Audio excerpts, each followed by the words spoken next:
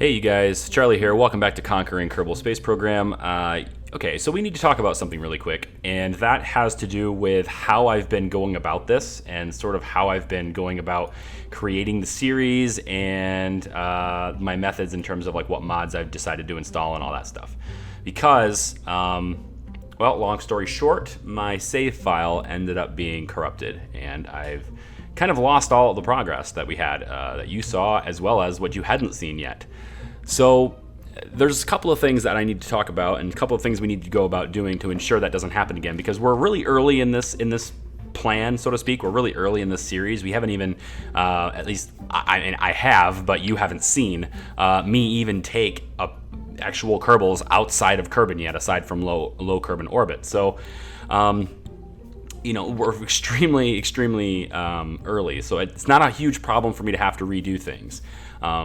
This is not the save file that's corrupted currently that's being viewed, but I just want to we'll show you that Orbit Kerbin is on my list of contracts. So we clearly haven't done that yet, and so there's a lot of things I need to talk about and we need to do. The first thing is I want to explain sort of what my methods or what my logic is behind certain mods.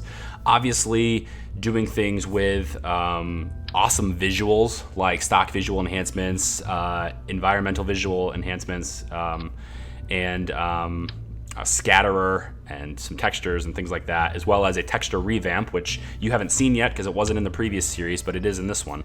And you haven't seen it in the previous videos, but it's going to be from this point on. So these are all just for looks, right? And we need to kind of evaluate whether or not looks are important. I think they are. They present a very good experience for me to play with. Also, these visual packs, at least stock visual enhancements and environmental visual enhancements, they take up a lot of my graphics power, but they don't really take any processing power much, at least. And they also they're not really creating much instability with the game. So those things, I feel like they're not important to the goal, but they're important to the pleasure of watching the series and playing in the series.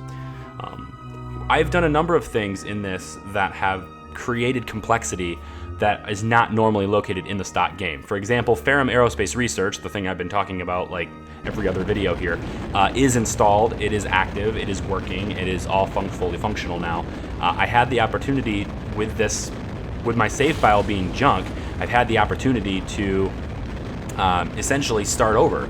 And so I can reassign how many mods I want to have and what mods are most important and which ones I can get rid of, etc., which has created an opportunity to sort of cater my mod selections around the elements that are most important.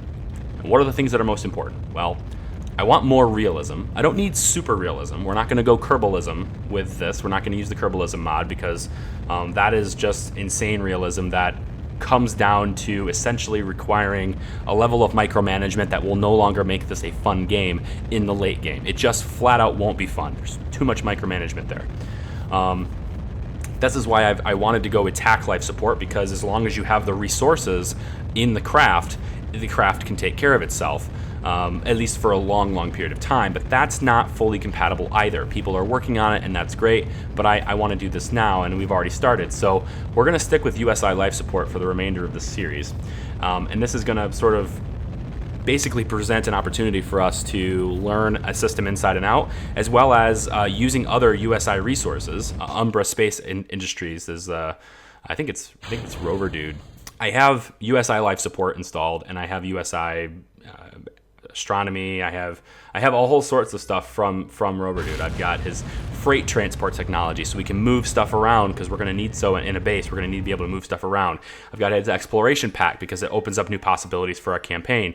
I've got his survival pack because it's essential that we have survivability, and there's a lot of different tools in there that can help and aid us in certain survivability should an emergency situation arise. And I'm way away from Kerbin, and I'm so deeply invested in the mission that I can't abort it, and I want to save a Kerbal's life. That's going to be something that will be there. Otherwise, I'm just going to lose my crew.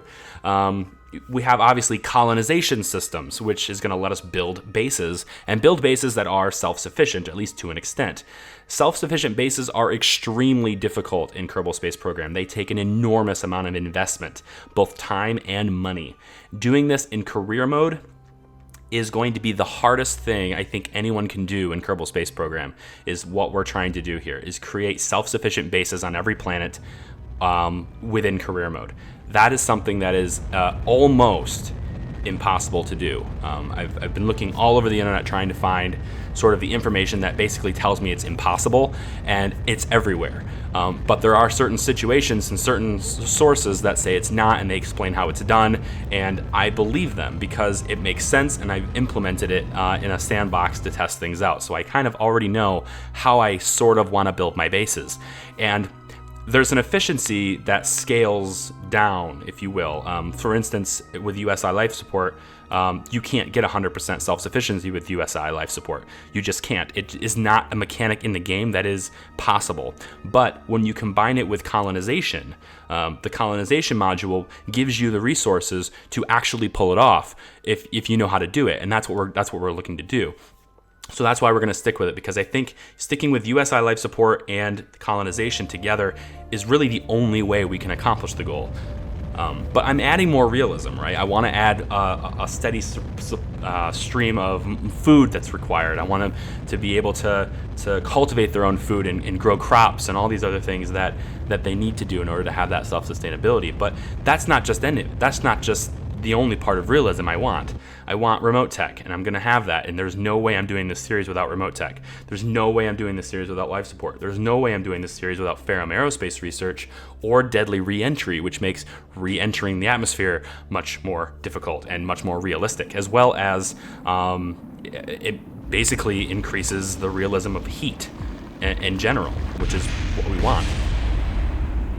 But to counter all this, there's an enormous amount of expense that goes into this. There's an enormous amount of expense that goes into building all these bases, which are not in the base game, to having to supply all the life support modules and the parts that are not in the base game, and all of these things cost money and they add weight to the craft, which means I need to spend more money to get it into space and move it around. RemoteTech adds more cost because we don't just have an antenna on a ship and woohoo, we can communicate. Now you have to set up complex satellite networks that could cost you over the course of the entire campaign well over $1.5 million, 2 million, maybe even as far as 3 or 4 million credits. So there's a huge expanse in cost that goes into all of these things. And so to counter that, we need mods that aid us in offsetting that cost with greater opportunities to get funds for that cost. So I've added experiments, additional scientific experiments, so that we can have more science input, get our technologies researched faster and get it out of the way, and then we can use science as a way of money through the administration building. That's going to help us get the money we need to fulfill our goal. I also have a bunch more contract packs, tons of contract packs enabled, that if I go to here, you can see like all these different contract packs. I've got Anomaly Surveyor, Bases and Stations, ScanSat contracts, Clever Satellite, Unmanned Vessels contracts, RemoteTech contracts. There's K-Files, the first and I think the only story-based, like ongoing, episodic, story-based contract within Kerbal Space Program. We have tourism contracts. There's field research contracts will help us both gather science as well as get paid for it. All of these things help us generate income that is going to be offset by all the additional costs that go into all this extra stuff. And so I've got all of these mods, and you're looking at my campaign, you're looking at my mod list, which is the link in the description below, which I'm going to have to change now because it's not going to be the same as what that is.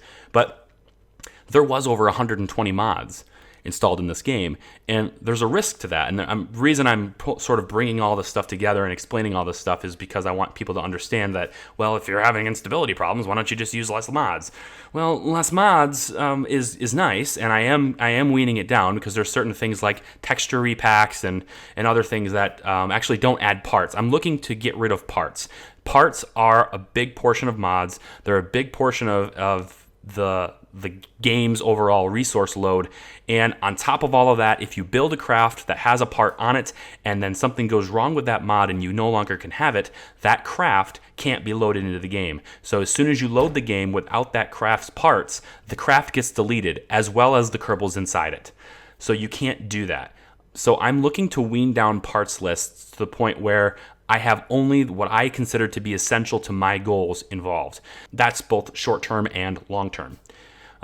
So that's what I'm looking at doing right now, and I'm going to reconfigure how things work. And when I start this campaign over, that's sort of where I'm going to go with it. But in the meantime, I wanted to sort of explain to people why I have all that stuff.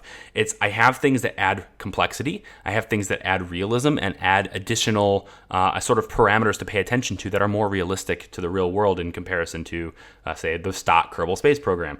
And I have to take all of those things into consideration within career mode and offset them with additional opportunities and additional experiments and additional parts that enable me to sort of expand or ramp up science production or scientific research, expand and ramp up money generation so that I can offset all those costs and the complexities that go with them. That's why I have to do all these different contract packs. And then a lot of them are all these different mods. But a lot of these mods that I have installed are also utility mods, things that help me do the goal. And I could do them. I could do without them. Things like trajectories, I could do without that. MechJeb, I could do without that. Kerbal Engineer, I'm not going to do without that. I just flat out refuse. I don't think I could be nearly as effective in my goal without that. So I'm not gonna not have Kerbal Engineer. But that's essentially what I'm talking about here. It's about finding the mods that are essential to the goal, that get it done without going overboard. And so that's what I have to sort of analyze and figure out. Texture replacement stuff doesn't matter to me, but there's a texture replacement mod I have installed right now, which I can show you. Okay, so we're in the VAB. I wanted to show you some of the retextures. So take a look at this probe. I would show you the command pod because it's more obvious, but I don't have the command pod available yet because it's a brand new campaign and we're doing unmanned before manned. Again, another mod that adds complexity, and I need a tech tree that goes with unmanned, with man with unmanned, so I need the community tech tree. But with the community tech tree, it's going to modify everything up and jiggle it all up also, so I need other mods that complement the community tech tree, like the community resource pack that also complements other mods that I have installed, like Fire Spitter and Raster Prop Monitor, etc., for the parts that I want. Lots of different mods that are in here that I really don't want, but I need them because they're dependencies for the mods that I do want. So this is called Ven's Stock Revamp. And this is not one of those required mods. It's probably one that I'll get rid of, but I really like the looks and texture here, and I think they add a new level of enjoyment to playing Kerbal Space Program. So as long as they don't crash the game, as long as they don't provide instability in any way, and they're not like super buggy, then I'm fine. So this is what a probe looks like. I can't compare it to what the other probe looks like, but you can just basically look at the previous videos, I guess, if you want to compare these. You may remember what fuel tanks look like and stuff, but here's an 800 fuel tank. All right, does not look the same as stock, not at all. Looks very nice, I think. It looks really cool. If I take a look at engines that I have available, here's a brand new Dachshund engine. I don't need the new engines. I can look at getting rid of all of the parts that are not stock and just get rid of the parts but keep the textures. That's something I'm looking into too, because that will make the game a little bit more stable, a little bit smaller impact and loading times, and also it prevents or it gets rid of or removes the possibility of using additional parts that may not be good to use later if I want to delete the mod and then have my craft deleted. If I'm just retexturing, that doesn't delete the part. It just makes it look different when I reload the game. Here's a hammer, right? Here's one of those hammer thrusters, 4 little nozzles instead of 1 big one, right? And it says loaded, and it just has a cool retexture pack. So these are the types of mods that I have to enhance sort of the feeling of playing the game, but they don't have a purpose for our goal. So my question to you guys is, if you're still watching this video, thank you for listening to me ramble on. My question to you is, what are the important things? What should I be focusing on? Do you like seeing amazing graphics and amazing visuals within the game, and cool textures and things that you may not have in your playthrough? I have a PC that can handle whatever I throw at it. It's a hex core processor, 5930K. It's overclocked. It's got an Asus 980 Ti Matrix Platinum graphics card with 6 gigabytes of I mean, my system is a $3,000 computer. I can handle whatever I throw at this. So what I want to know is, what do I focus on? I'm going to prioritize stability. Among everything else, stability is the most important. because if we don't have stability, then we don't have a campaign. So I have to focus on that. So do I eliminate the mods that do great visuals, and just to get better frame rates and just the overall maybe faster, quicker, snappier, whatever experience? Or do I focus on eliminating parts packs that I'm not using, like right now, which might be handy, install them later instead of now? That could be something we look into too. I'm just looking at your thoughts. I have to redo the campaign. I'm not going to make another video or put up another video until I am at the point, or at the same point within the campaign that I was when episode 9 ended. So you'll already have the campaign progress up until the point of episode 9, like you've had before. The other thing I wanted to ask, and I'm not so sure about, but I wanted to ask you anyway, is here's the solar system that I currently have installed with this playthrough. I'm using the Outer Planets pack. Now, I'm not going to put a self-sufficient base on Sarnus. It's a gas giant, or any of its moons, or Erlum, or any of these. These are really far out, awesome planet packs. But it's cool to be able to explore them, I think. So if we want to go to them, that's possible, right? Look at Sarnus. It's awesome. It's even got moons that are within the rings. Like, just imagine, if you will, being on Hale, right? Landing on Hale, or just orbiting Hale. Just orbiting in general. Look at this visual. Like, that would be sweet to experience without being in the tracking station. And so these are things that I want to just bring to the series. I want to bring them in, but is it worth it, right? Because in order to have this, I have to have a whole bunch of retextured packs, obviously a ton of additional assets. I have to have Copernicus, which is the planet, the solar system adjustment mod, which adds a whole new level of complexity, because if Squad ever updates the game again, things might break and be uncompatible. And which brings me to my final point, and this is something that I'm going to do, I'm already doing it, is I'm not going to be playing in the Steam folder anymore, because this whole thing happened. The whole reason all this corruption happened was because my Steam client updated the game automatically. And I knew that was going to happen. I'm very familiar with how Steam operates. Like I said, I've had over 200 hours in this game already. I'm very familiar with how that works.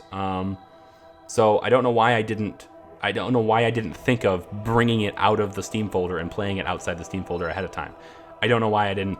It won't happen again. I'm already playing it outside of the Steam folder now. But what happens when Squad updates Kerbal Space Program? They're going to do that in a couple weeks. You just know they are, because 1.1.2, the version I'm running, is not very stable. I mean, it's just freaking awful. Especially with wheels. Like, wheels are terrible. You use stock wheels, you just suck. Piece of cake. It doesn't. Things are so broken with 1.1.2. The game crashes regularly, even without mods installed.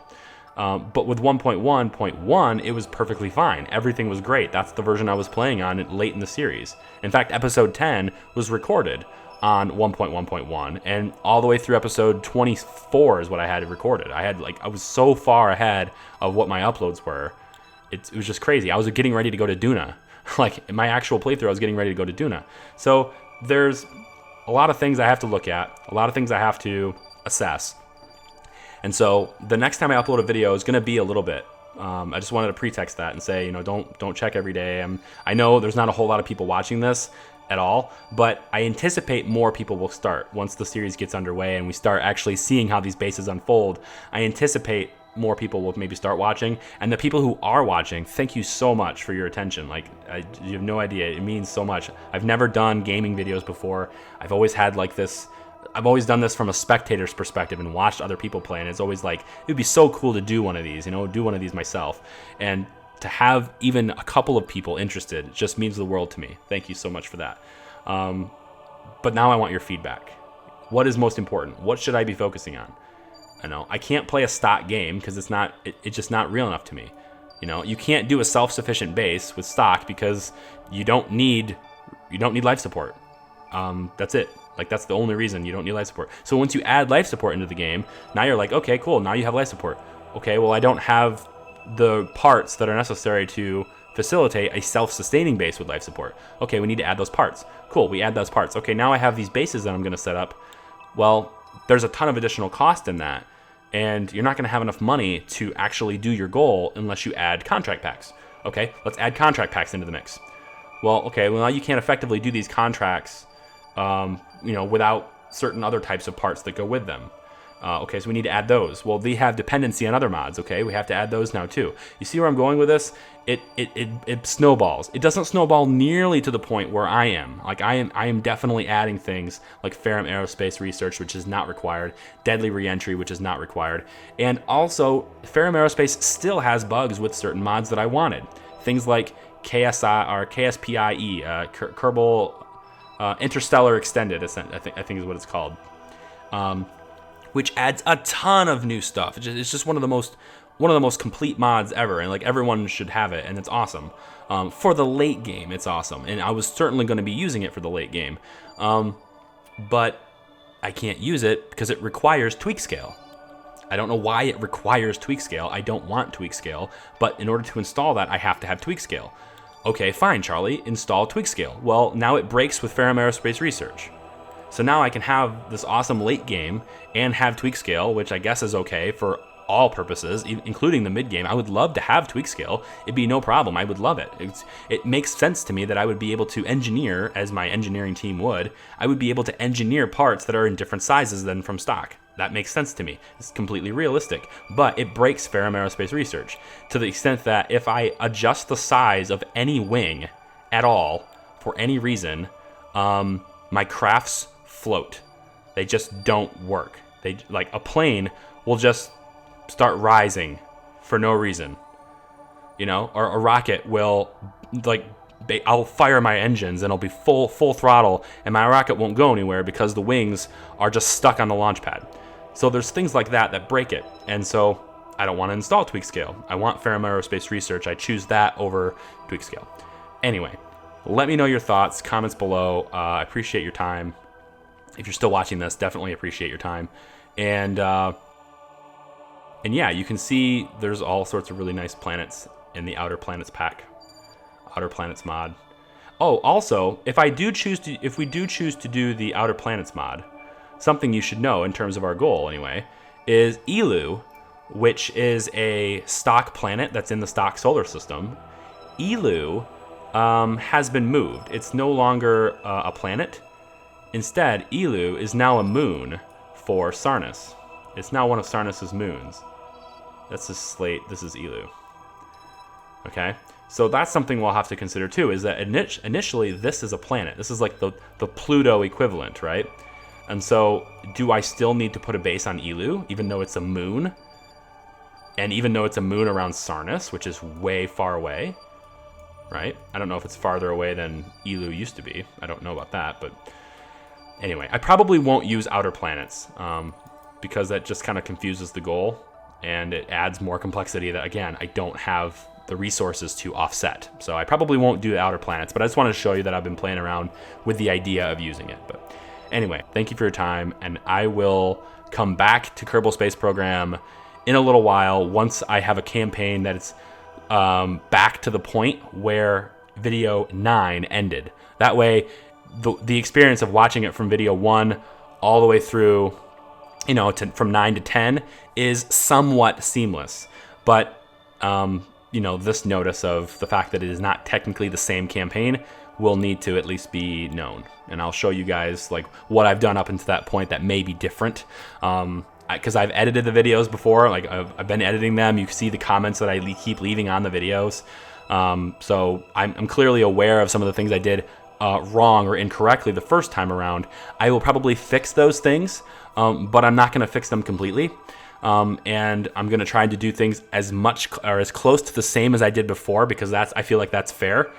So the same research will all be researched in the same order, and I'll go through contract packs and stuff like that. But I'll do all of that off camera just so I don't have to make repeat videos for it. And when I come back for episode 10, which I guess technically it'll be episode 11 at this point, because I'm going to put this as episode 10. So when it comes back to episode 11, it will be right where we left off. Sound good? I hope. Leave me comments down below. Let me know what you think. Thank you for watching. Bye.